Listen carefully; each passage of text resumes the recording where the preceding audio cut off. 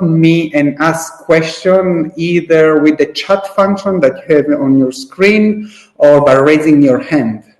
And you click the hand, and then I can give you the floor and the mic, and you can share.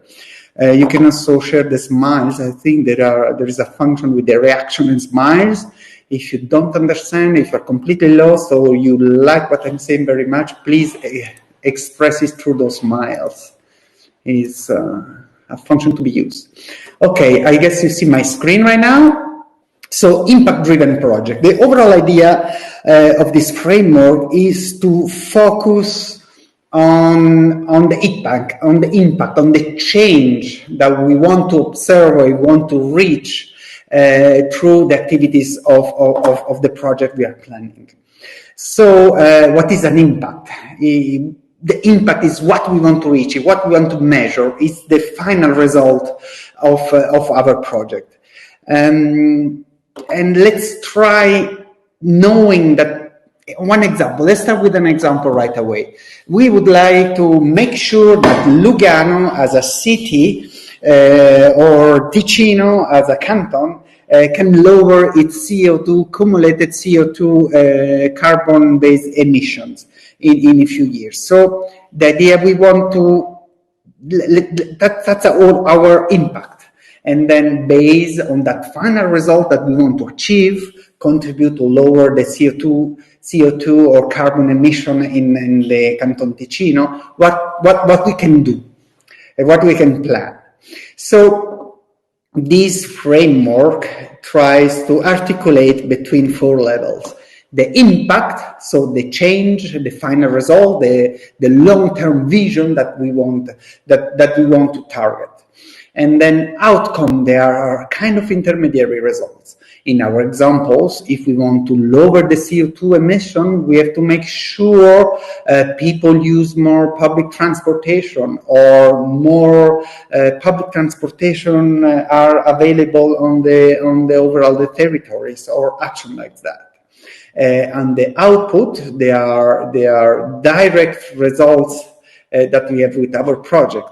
So an output could be have more supply or more a wider offering of public transportation through the cantone, or more bicycles or scooters distributed around the cities, and that's results like that.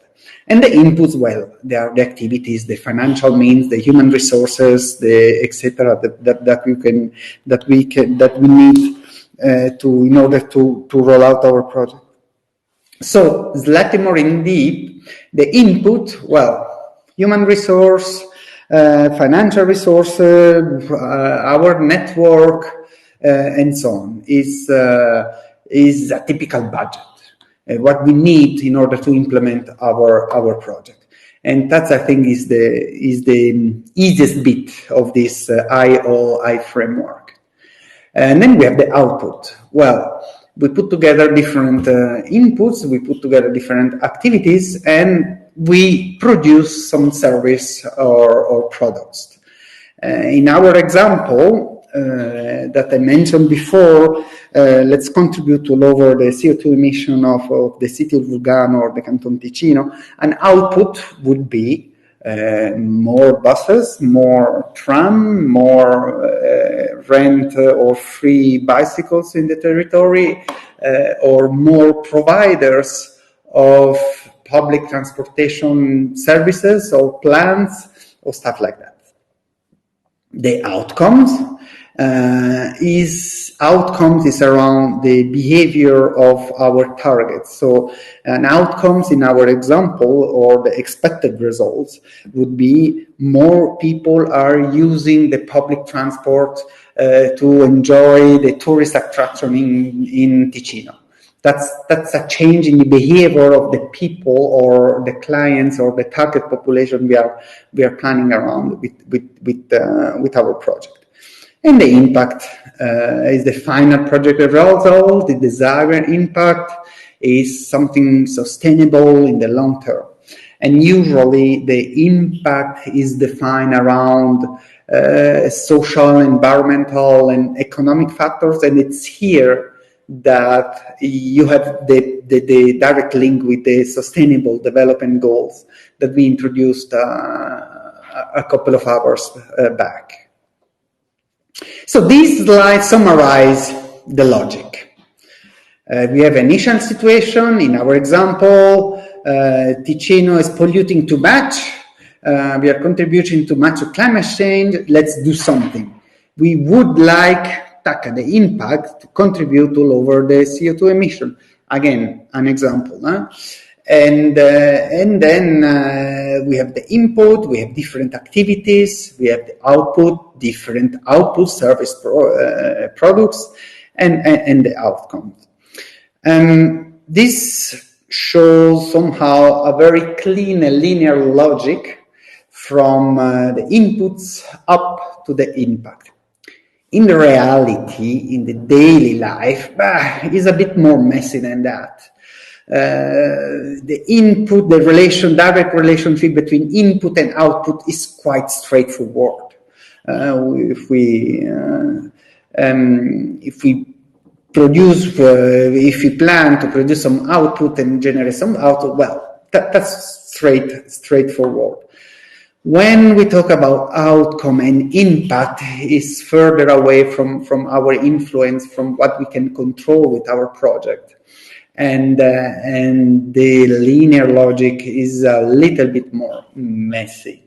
But still, if we use this reasoning, this tool as an analytical tool, and keep questioning ourselves, how is the relation between the input and output, how's the relation between the output and outcome, and so on, it makes just our project stronger. I'm introducing here very quickly the theory of change. If I simplify the theory of change theory, it's somehow the narrative which links the input of our action here with the overall impact. In our examples of the CO2 emission, it would sound like we would like to contribute to lower the CO2 emission in Ticino by ensuring more people are using the micromobility and electric mobility and public transportation during the tourist visits in the Canton Ticino, something like that. And or we could also say by developing a planning app to integrate the different means of transportation in the Canton Ticino, we will contribute, make sure that more people are using public transportation and slow mobility, and therefore contributing to lower the CO2 emission in the Canton Ticino. It's the narrative. The theory of change is the narrative that they use across these different levels, and is very important also while preparing the pitch to selling a project. So what? To summarize, focus when you plan for a project, focus on the impact. What do you want to change? What is the SDG you want to tackle? What is the change in terms of on behavioral change of people, and what is the contribution to the climate? So you focus on the impact, on the final change that you want to tackle with the project, and then you work backward. This framework IOOI, it simplifies the reality. In reality, it's complicated, but using it as a planning tool or monitoring tool, it just makes the project stronger, and it forces ourselves to have the right question, to challenge our project and improve the project. Theory of change is somehow the narrative. It summarizes the project in a nice and concise and in a nice and to the point way. It is a basis for the pitch. And again, the cycle, I put the cycle. You have to go around again on this relation through input, outcome, and impact. You control the input and the output, but you want to observe and monitor result at the outcome and impact level. And so if you keep that in your mind also in the planning, it helps in making the project smarter and more to the point. That's it. I'll keep some questions. If you have questions, if you have something to share, don't hesitate to raise your hand or to write in the chat. In any case, I'll be on Slack for the next few hours. If you have any question, please don't hesitate to contact me. And just wait another few minutes. I know that usually people are quite shy, raise your hands, but don't worry, I'm just behind the screen, far away, I don't bite. And maybe if nobody has a question, that means you're still working full speed on your project, you don't want to be bothered. And great presentation, grazie. Okay, guys, I don't steal you any longer. I'll let you go back to your work.